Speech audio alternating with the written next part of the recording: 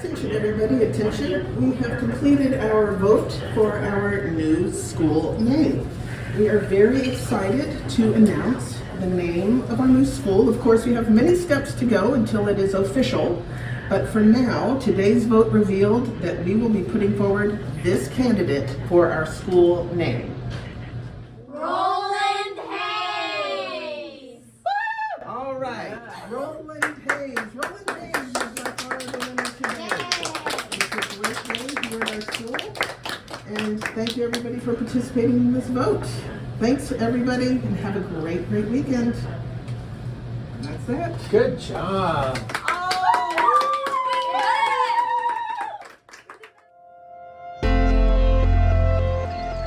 The Heath School name actually has kind of a funny history to it. The Heath School used to not be on Elliott Street. It used to be across Route 9. And it was on a road that went through the lands owned by a family whose name was Heath. And that road eventually became named Heath Street. And the school that was on it later got its name added to Heath Street. It became the Middle District School on Heath Street. And then it got shortened a few decades later to just the Heath School. And then the school moved off Heath Street but kept the name Heath. Given that our school wasn't really named to honor anyone in the first place, and given that it also indirectly bears the name of a family that many generations back enslaved other people, is it time to make a change?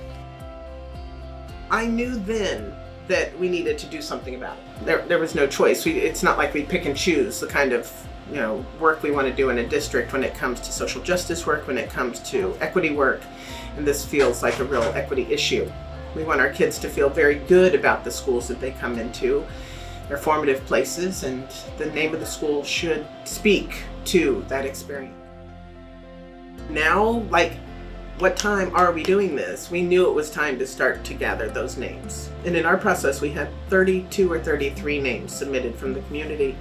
We had an adult committee doing research, and then we formed our student name committee. We all had some people to research, a bunch of people to research.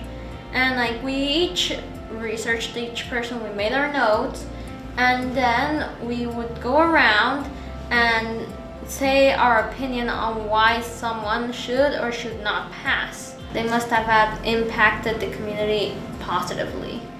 We wanted people that spoke to liberation, and to freedom, and to opportunity, and people who were doing, it felt reparative. We narrowed it down to 4 candidates.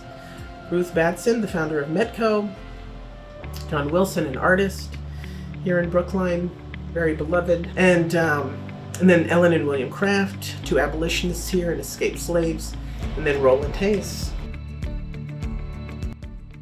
Well, Roland Hayes was pretty impressive. He was born in Georgia, and he was actually born to a mother who worked as a sharecropper or a tenant farmer on a plantation in which she had previously been enslaved, not long before that, because he was born in the late 19th century.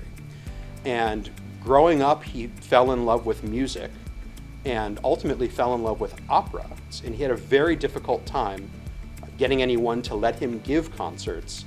In fact, he tried to give a concert at Boston Symphony Hall and was not welcomed to do so. So he rented the hall himself, printed his own tickets, publicized his own concert, and got a full house at Boston Symphony Hall to come and enjoy his vocal talent, all through his own hard work, literally calling people randomly down the phone book to invite people and publicize this concert. He was a dynamo. He went on and sang in Europe. He sang for royalty in the UK and across the continent.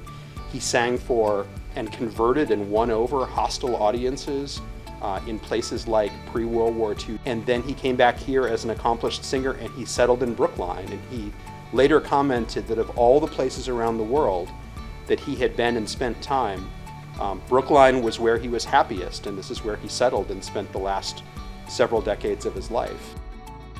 The whole student renaming committee, we're gonna go up in front of town meeting. Yeah, town meeting, and we're gonna convince them all. We're gonna convince them all. When Israel was in Egypt's land, let my people go.